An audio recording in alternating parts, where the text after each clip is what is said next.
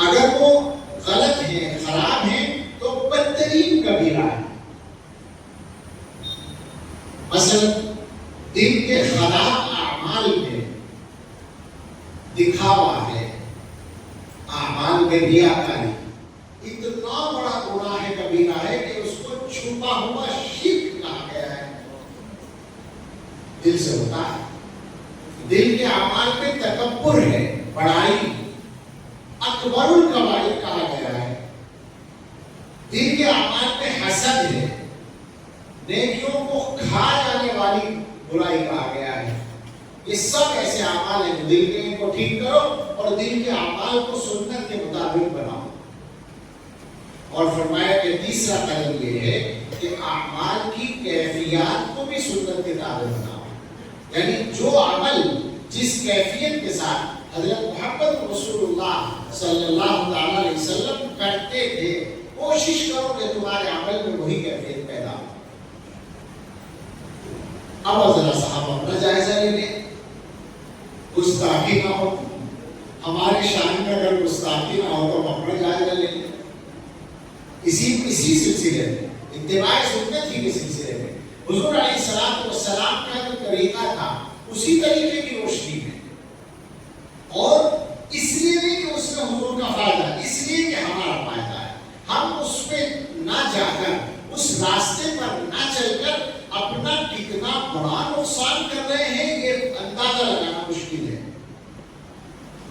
گزارش یہ ہے کہ ان سب باتوں کو اس خیال سے، بلکہ خیال غلط کا اس ارادے سے سنیے کہ شروع کر دیں گے انشاءاللہ۔ رسم نہ بنائیے بیانات کو، تقریروں اور جلسوں کو خدا کے واسطے رسم نہ بنائیے، زندگی بدلنے کا ذریعہ بنائیے۔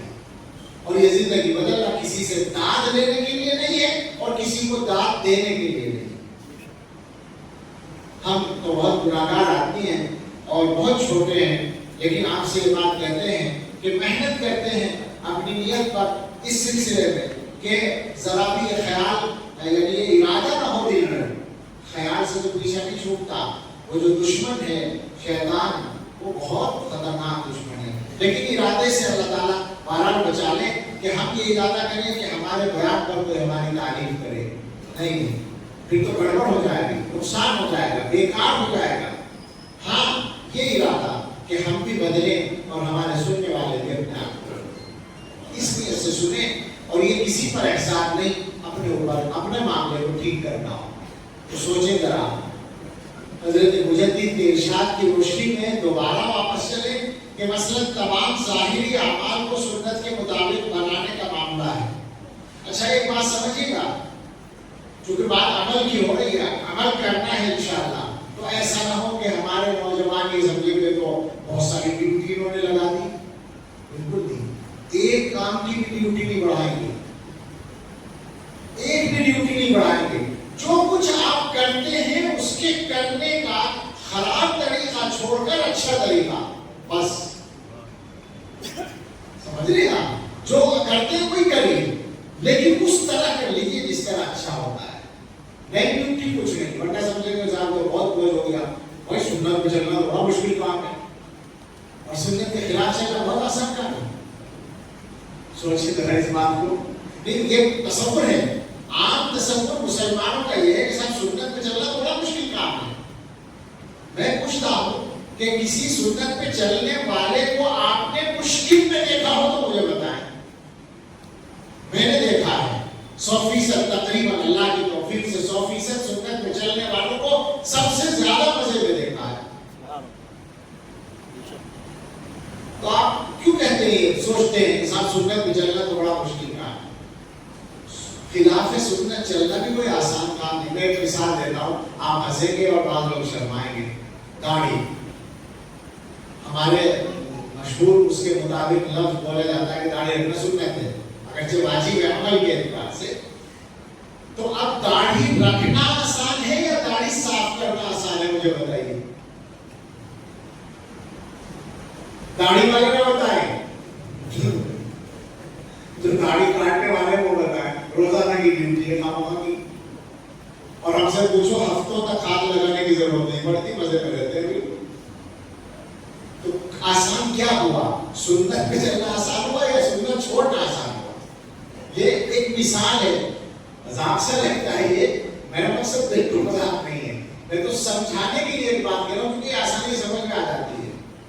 جناب عالی جب آپ عمل کریں گے تو ہر چیز میں یہی ملے گا۔ اور داڑھی کی اگر بات کر لیں تو داڑھی رکھنے سے کوئی آپ کو مشکل پیش آئے ایسا نہیں ہوگا۔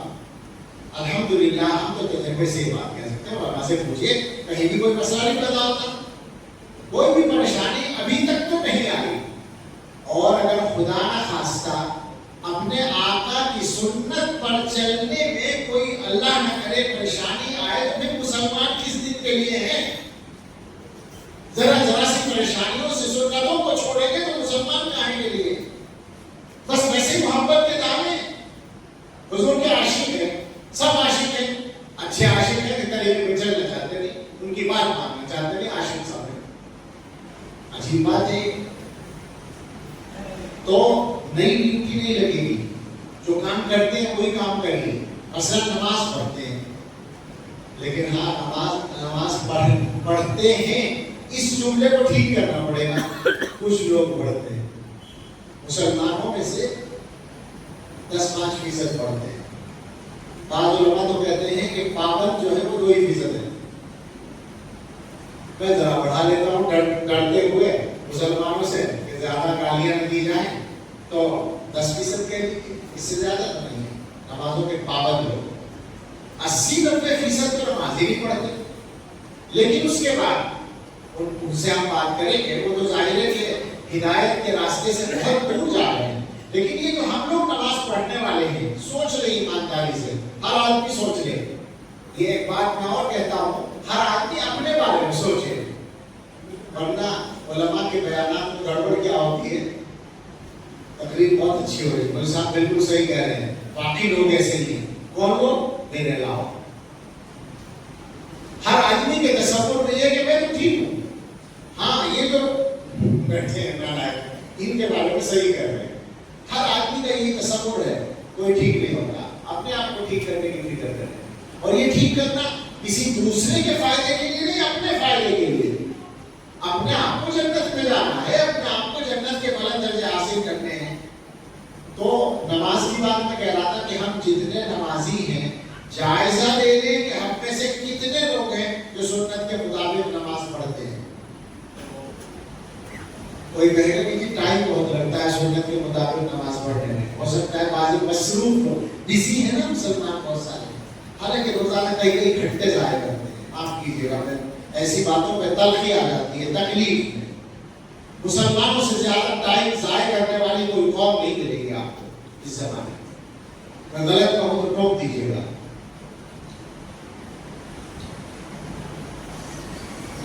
مسجد میں آ کے کانٹے لگتے ہیں، یہاں ٹائم 2 منٹ زیادہ نہیں لگنا چاہیے۔ اگر صاحب چلیے ہم آپ کی بات مان لیتے ہیں کہ آپ بہت بزی ہیں اور آپ مثلاً یہ دکان چھوڑ کر آئے ہیں مسجد میں، ٹھیک ہے، لیکن آپ یقین کریں جلدی بھی نماز سنت کے مطابق پڑھی جا سکتی ہے۔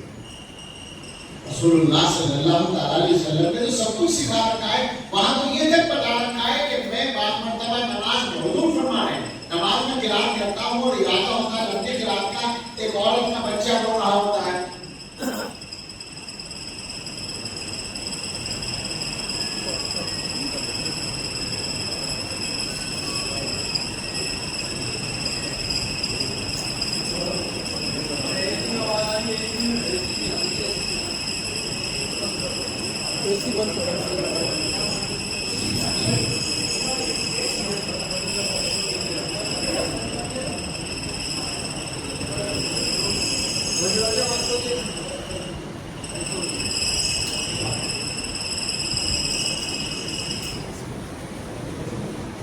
ایک عورت کا بچہ رونے کی آواز آتی ہے تو میں نماز مختصر کر دیتا ہوں، یہ حضور علیہ السلام نے فرمایا۔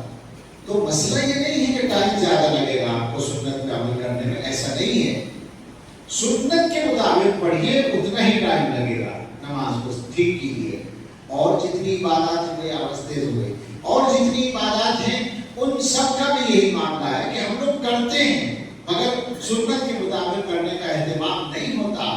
آپ آپ غور کریں اس بات پر، یہ جملہ ذہن میں رکھیے گا کہ حضور علیہ السلام کا کسی بھی کام کو کرنے کا جو طریقہ ہے وہ اللہ کو پسند ہے، اور ہم اس سے ہٹ کر رہے ہیں تو ہمارا عمل اللہ کو کیسے پسند آئے گا؟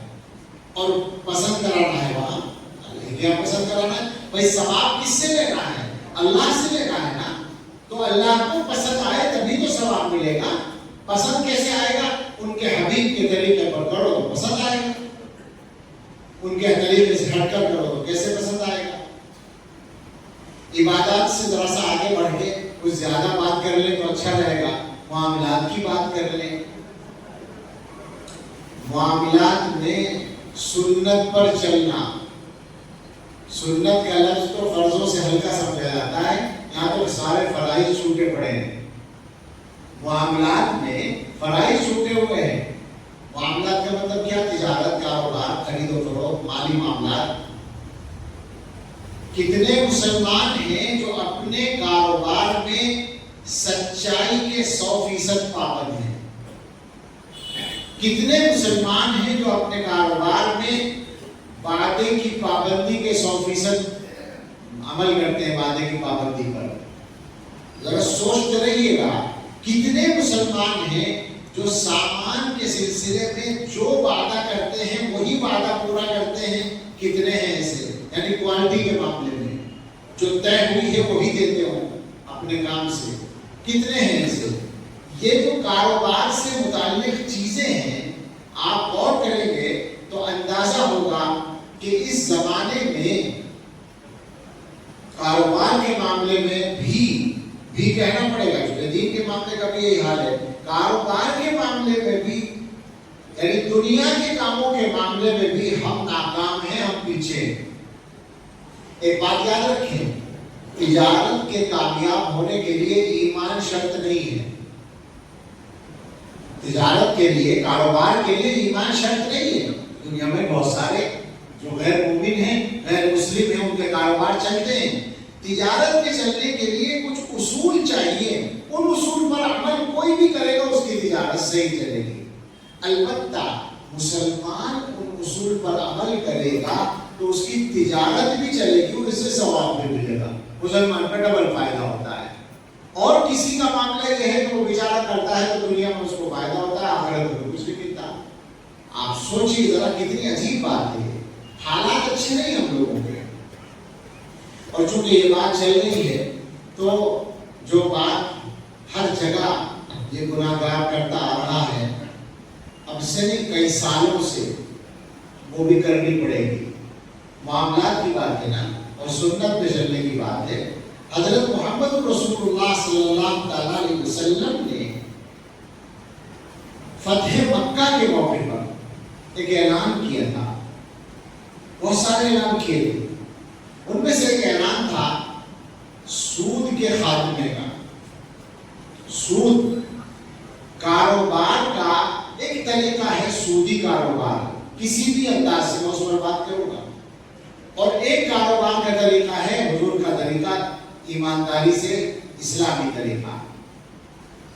ان دونوں طریقوں کی لڑائی ہے دنیا میں، اور شیطان انسانوں کو سودی کاروبار کی طرف لے جاتا ہے، اور چونکہ وقتی طور پر فائدہ نظر آتا ہے تو انسان اس کی طرف جاتا ہے، لیکن مسلمان کا یہ معاملہ نہیں ہونا چاہیے۔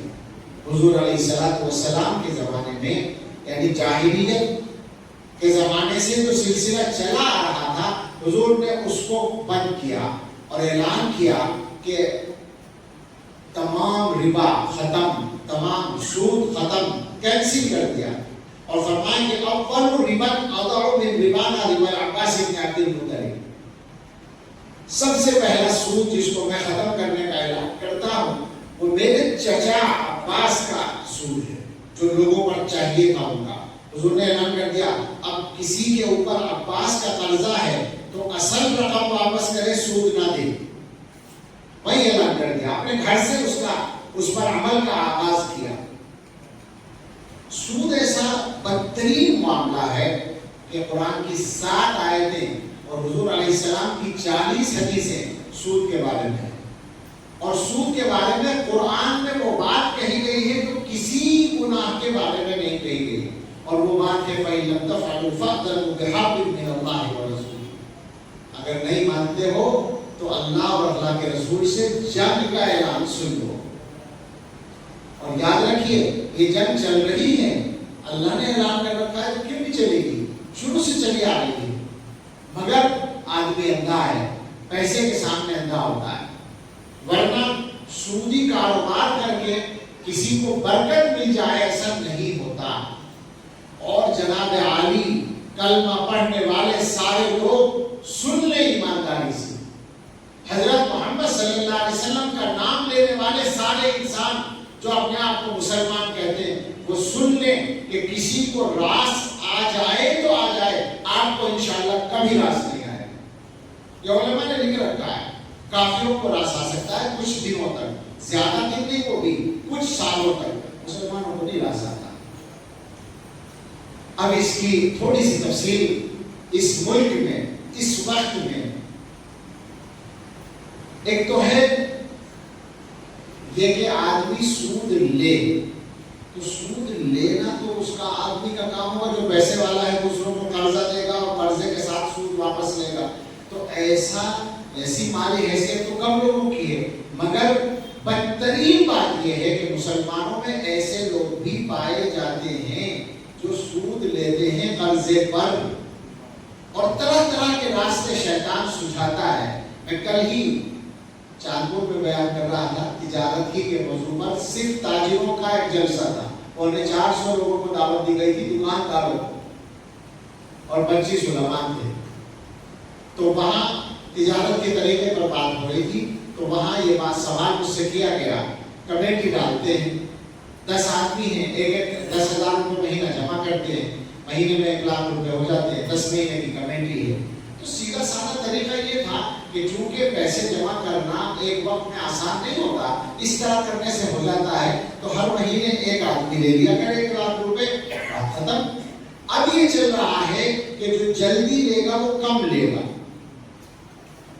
اور جو آخر میں لے گا وہ زیادہ لے گا، یہاں بھی چلتا ہوگا۔ اب کوئی برائی جو ہے وہ کسی ایک جگہ کے ساتھ خاص نہیں ہے۔ جناب عالی بدترین لعنت کی بات ہے اگر آپ میں سے کوئی ایسا کرتا ہو، آج ہی توبہ کر لیں۔ میں اس معاملے میں سخت سے سخت لہجہ اختیار کرنے کو تیار ہوں۔ حرام ترین چیز ہے، کیسے جائز ہوگا آپ کے لیے؟ مسلمان اور سود لے رہا، یہ سودی تو بڑا سود ہے۔ آپ 1 لاکھ جمع کریں اور 1,30,000 لے لیں، کیا جواز ہے اس کا؟ بالکل حرام، کھلا حرام۔ اور جناب جو دوسری مصیبت ہے جو زیادہ عام ہے وہ ہے قرضہ لینا، سودی قرضہ لینا۔ اور یہ 2 طرح کا ہوتا ہے، ایک تو کاروبار کے لیے، سارے ملک میں چلتا ہے، پہلے سے چلتا ہے۔ کاروبار کے لیے عام طور سے مالدار لوگ لیتے ہیں جو اپنے کاروبار کو بڑھانا چاہتے ہیں، یا مثلاً کوئی اچھی قسم کی گاڑی لینی ہے تو اس کے لیے کچھ قرضہ دکھانا پڑتا ہے تاکہ وہ نہ ہو۔ یہ سب شیطان نے سکھائے ہیں دھندے۔ تو جناب سن لیں، اس گناہگار کا مشاہدہ، سنی بھی بات نہیں کہتا، اس ملک میں گزشتہ 1-2 سال کے عرصے میں 1 کھرب روپے سے چلنے والی فیکٹریاں بند ہوتے دیکھ کر آ رہا ہوں۔ آپ نے آنکھوں سے دیکھی ہے، معلوم میرے جاننے والوں کی، اسی ملک میں کئی جگہ ایک فیکٹری، ایک کمپنی 70-75 ایکڑ میں تھی، پلاٹنگ ہوتے ہوئے ابھی دیکھا ہے میں نے چند مہینے میں، پلاٹنگ ہو رہی ہے، کمپنی بند ہو گئی۔ کیوں؟ سودی قرضہ، بینکوں کا قرضہ لے بیٹھتا ہے، مسلمان کو راس نہیں آتا۔ میں ذاتی طور پر جانتا ہوں ایسے لوگوں کو جو کھرب پتی تھے اور اس وقت ان کا کاروبار کروڑ میں بھی نہیں رہا، فقیر بن گئے صرف سودی قرضے کی وجہ سے۔ اور دوسرا سودی قرضہ ہے وہ اس سے بھی زیادہ بڑی لعنت بن گیا ہے اس زمانے میں، اور وہ قرضہ وہ ہے جو گھروں میں مہینے میں خرچہ چلانے کے لیے عورتوں کو دیا جاتا ہے۔ سوسائٹیاں بنی ہوئی ہیں، کہیں سموہ کہتے ہیں، کیا کہتے ہیں اس کو، کہیں کچھ اور کہتے ہیں، اس کے آفس ہیں، آپ کیا نہیں؟ آپ نے کہا ہے. میں آپ کو بتاؤں صرف رامپور والوں نے نہیں کہا. گزشتہ 6-7 سال کے عرصے میں کشمیر سے چل کر آپ پورے ہندوستان میں چلے جائیں، میں سب جگہ گیا ہوں، یعنی سب صوبوں میں. کشمیر سے پنجاب، یو پی، دلی، گجرات، راجستھان، مہاراشٹر، مدھیہ پردیش، چھتیس گڑھ، آندھرا، تلنگانہ، کرناٹک، تمل ناڈو، کیرلا، اڑیسہ، جھارکھنڈ، بہار، بنگال، آسام، تریپورہ، فلاں سب جگہ. یعنی وہ جو بولتے ہیں نا کشمیر سے کنیا کماری تک، تو وہ لوگ بغیر دیکھے بولتے ہیں، میں دیکھ کے بول رہا ہوں. کشمیر سے کیرلا تک اور راجستھان اور گجرات سے آسام اور تریپورہ تک جہاں جہاں میں گیا اور میں نے پوچھا ہے کسی بڑے شہر میں، کسی چھوٹے گاؤں میں، کسی بڑے جلسے میں، کسی چھوٹے جلسے میں، کہیں بھی نہیں میں جواب نہیں ملا. ہر جگہ یہ سودی قرضہ چل رہا ہے. اور دوسری بات کہنی پڑتی ہے، جی نہیں چاہتا کہ سودی قرضہ ہر مہینے کا جو آدمی لے رہا ہے 10,000 روپے خرچے کے لیے، تو کیا اگلے مہینے 11,000 دینے کی پوزیشن ہوتی ہے اس کی؟ وہ نہیں ادا ہوتا تو پھر کس طرح ادا ہوتا ہے؟ مسلمانوں آنکھیں نہیں کھولی تو بہت بڑی مصیبت ہے. قسمتیں اٹھ رہی ہیں کھلے طور پر. میرے پاس ذاتی طور پر میسج ہے عورتوں کے جو دیندار عورتیں ہیں کہ ہم نے قرضہ لے رکھا تھا، اب ہمارے پاس میسج آ گیا ہے کہ قرضہ دو ورنہ خود آ جاؤ. ایک شہر میں ابھی گیا تھا، نام نہیں ہوگا، چند دن پہلے میں نے وہاں ذکر کیا. ہر جگہ کرتا ہوں، مجھے لگی ہوئی ہے اس بات کی. میں نے وہاں ذکر کیا تو انہوں نے تو یہ بتایا کہ فلاں علاقے میں یہ زیادہ قرضہ ہے تو رات کو گاڑیاں لگ جاتی ہیں. کہنا مشکل ہے، دل روتا ہے، تکلیف ہوتی ہے. کیسے کام چلے گا مسلمانوں کا؟ اللہ کی رحمت کیسے آئے گی؟ برکت کیسے آئے گی؟ حضور علیہ السلام تو یہ فرماتے ہیں سود لینے والے پر بھی اللہ کی لعنت ہے، دینے والے پر بھی اللہ کی لعنت. جب اللہ کی لعنت ہوگی تو رحمت کہاں سے آئے گی؟ جناب علی حل کرنا پڑے گا، ایسے نہیں کام چلے گا، طے کرنا پڑے گا. اب تو ایک ہی راستہ سمجھ میں آتا ہے، تو مسلمانوں کو یہ پیغام دینا، وہ ہم دے رہے ہیں، یہ پیغام دینا ہے کہ فاقے سے مر جاؤ چاہے، مگر سودی قرضہ لے کر پیٹ نہ ہو. معاف کیجیے گا میں سخت لفظ بول رہا ہوں، مگر اس کے علاوہ چارہ نہیں. عورتوں کو سمجھائیے ہماری آمدنی میں پورا کرو. اگر مجبوری ہو رہی ہے تو آپ اپنی آمدنی بڑھائیے، آپ محنت بڑھائیے، آپ کمائیے، پیسہ کمائیے. پیسہ کمانا کوئی گناہ نہیں ہے، حلال محنت کر کے حلال پیسہ کمائیے، محنت کر کے ثواب ملے گا. اللہ کے رسول صلی اللہ علیہ وسلم کی سنت تو ہر چیز میں ہے. حضور نے فرما رکھا ہے کہ آدمی جو صدقہ کرتا ہے، کوئی سا بھی صدقہ، ان سارے